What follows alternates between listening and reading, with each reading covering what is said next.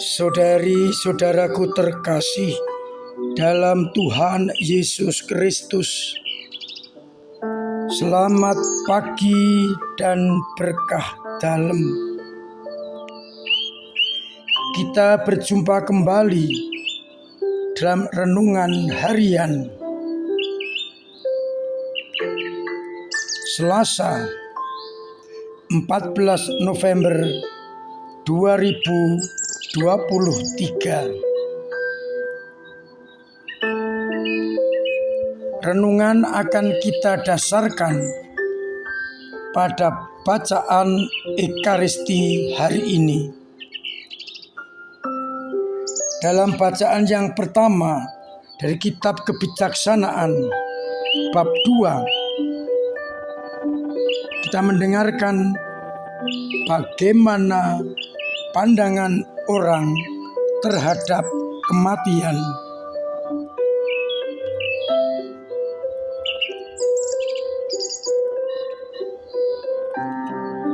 Orang benar jiwanya berada dalam tangan Allah. Siksaan tiada menimpa mereka. Menurut orang-orang bodoh, mereka mati dan dianggap malapetaka. Tetapi bagi Allah, orang-orang yang percaya telah menyerahkan hidup kepada kasih karunia Allah, maka kematian tidak akan menakutkan. Menurut pandangan orang bodoh, mereka mati, padahal sebenarnya mereka menikmati ketenteraman bersama dengan Allah. Pada bacaan Injil Lukas bab 17 ayat 7-10, Yesus menegaskan kepada kita semua, kita sebagai hamba hendaknya mengatakan kepada Sang Tuhan, kami adalah hamba-hamba yang tak berguna. Kami hanya melakukan apa yang harus kami lakukan.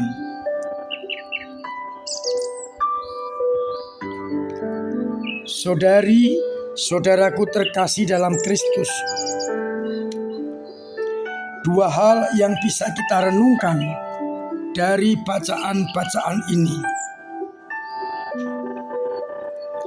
Yang pertama, pandangan mengenai kematian. Orang yang mati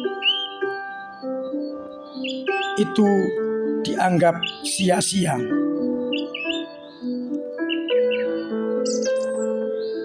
Mereka dianggap oleh orang yang bodoh suatu kesia-siaan karena akhirnya selesai kehidupan.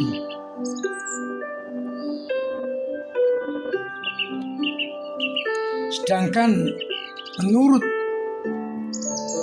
Allah, orang yang meninggal dalam Kristus akan mengalami ketenteraman.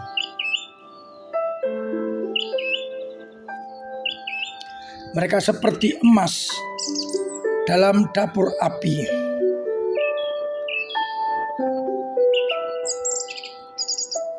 Mereka yang tahan uji, tetap setia dalam pembaptisan, akan dimasukkan dalam kerajaan surga. Mereka akan seperti emas yang ditempa dalam api dan akan tahan uji.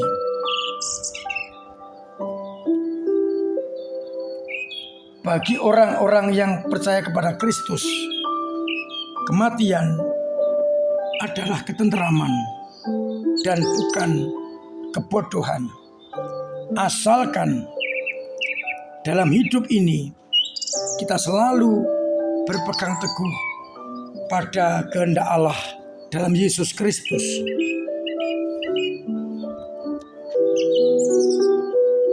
Untuk itu, bagi kita orang-orang yang beriman, kematian bukanlah kebodohan, tapi pintu gerbang menuju kepada kehidupan yang sejati. Hidup mulia bersama Allah di dalam kerajaannya. Pertanyaan permenungan pertama, bagaimana kita menghadapi kematian?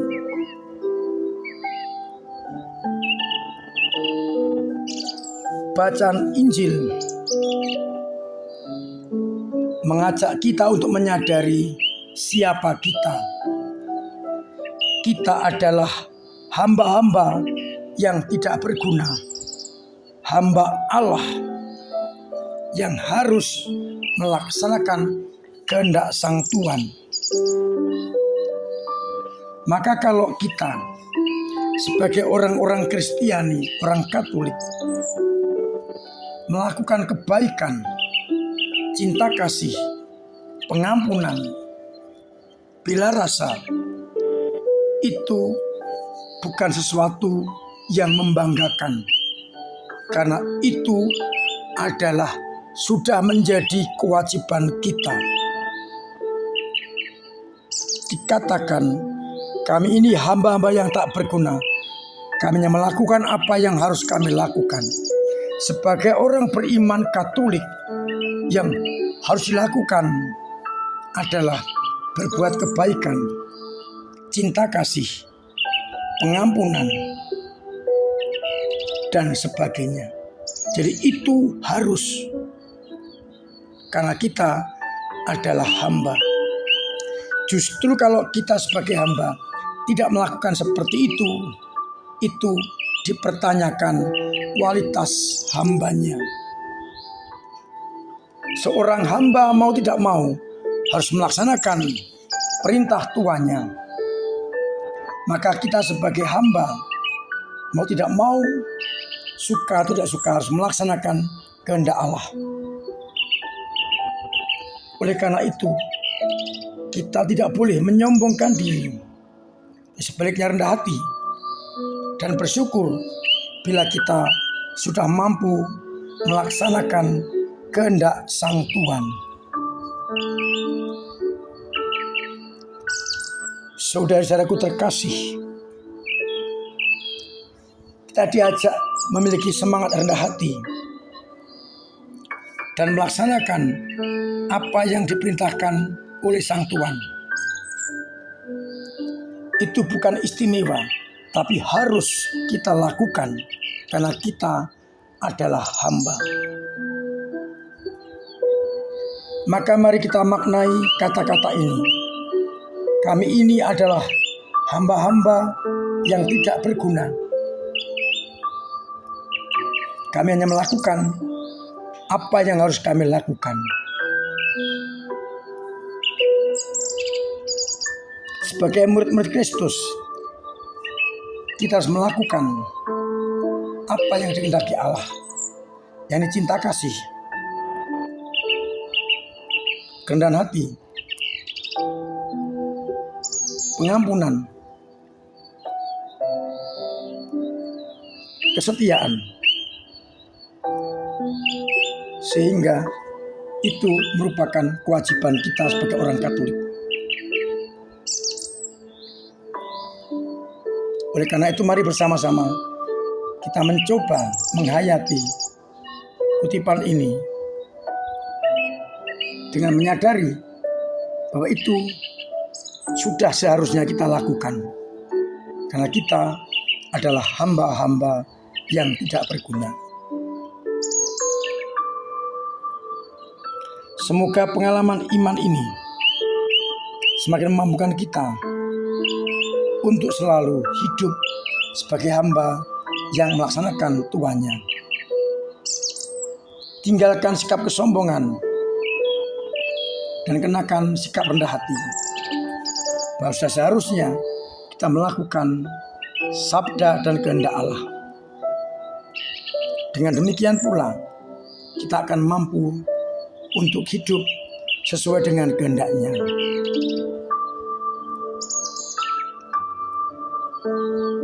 Pertanyaan pertanyaan kedua, sudahkah aku rendah hati? Karena aku menyadari bahwa yang saya lakukan ini adalah memang seharusnya. Karena kita adalah hamba yang harus melaksanakan perintah Tuhan. Tuhan memberkati kita sekalian. Amin. Saudara-saudaraku terkasih,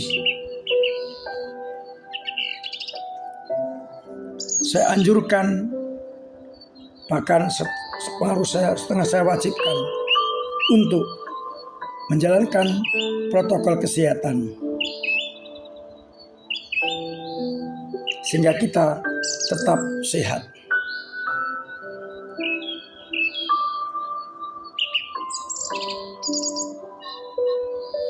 Menjelang perayaan Natal, mari kita siapkan hati dengan sebaik-baiknya. Kita manfaatkan kesempatan untuk menerima sakramen pertobatan.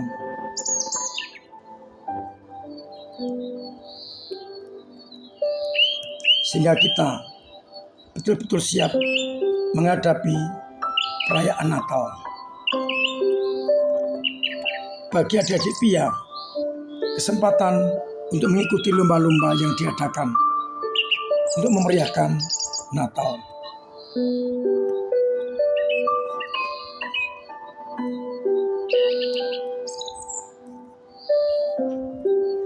Dan juga kesempatan untuk menyampaikan ucapan selamat Natal kepada orang lain, baik secara pribadi,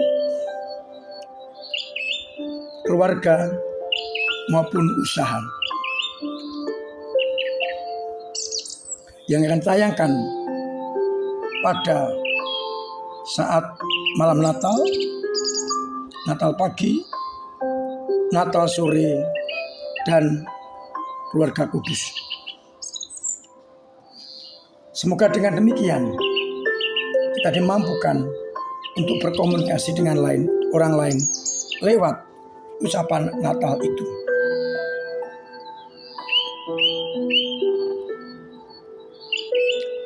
Terima kasih untuk semua usaha dalam membantu gereja melaksanakan tugas perutusan dengan cara masing-masing. Entah dengan doa, tenaga, karya, dan dana. Mudah-mudahan dengan ini semua kita semakin mampu untuk menghadirkan kerajaan Allah di tengah-tengah dunia ini. Semoga kita semakin mampu untuk menjadi pembawa damai dan dengan rendah hati mengatakan, kami hanyalah hamba yang tak berguna, yang melakukan apa yang seharusnya kami lakukan. Akhirnya saya mengucapkan selamat pagi, selamat merenungkan, salam sehat, Tuhan memberkati.